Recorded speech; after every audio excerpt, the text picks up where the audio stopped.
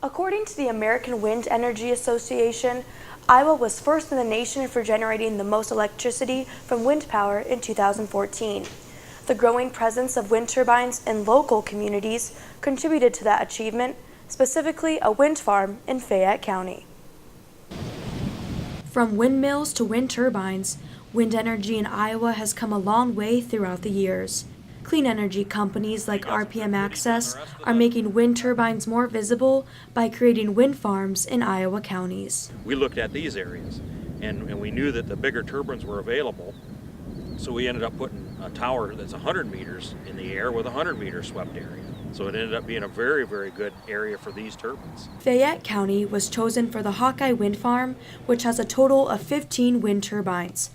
Hawkeye Wind Energy Project Administrator Kevin Lease said the first step in the project was finding a place for all of the wind turbines to go. We actually start looking at the plat book and look at ownership of who owns the land and stuff, and then we just make what we call a cold call. So that's like me asking you out for a date. See, you're going to say, well, do I want to go out on the date with this? And that's the same with the farmers. We have to say, hey, guess what? Can I come into your homes and can I talk to you about wind energy? So RPM Access had to go around to local farmers and ask if they could place the wind turbines on their properties.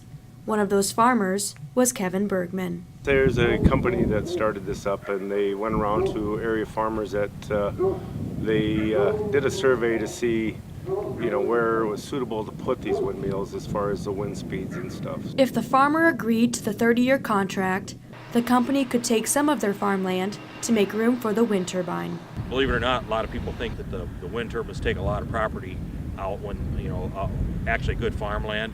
On this project here, I think if you take a look at it, a lot of times we land those on the fence line. So we take very little. Bergman lost less than an acre of land that he isn't able to farm anymore. Because of this, the company pays the farmers a yearly wage for compensation. It's very, very close to just about purchasing that piece of that 1 acre of land that we take about 3/4 of an acre out for that wind turbine. And it's just about like buying that piece, that 1 acre every year. They get compensated for it. So it's very, very close to that. Lease says it starts at a fixed rate for the first year, but can increase in following years. Usually the people are fairly receptive to this. I developed this project back when corn prices were $2 and maybe $3, and so they were looking, extra revenue was a good thing for those guys. So even though the company owns the wind turbines, Lease says the farmers think of them as their own because they are on their property. They take ownership of it, and they, just as much as they get up in the morning and see if the sun's coming up, they look out there to see if their wind turbine's turning. It becomes their little thing to watch. Well, it's a clean renewable energy. It's it hardly affects anybody really. People think that they're ugly or whatever. I kind of like them. They're pretty in the backgrounds always, and get up in the morning. Sometimes it's just a pretty scene looking at them. So. Lease says it costed approximately $4 million to install each wind turbine.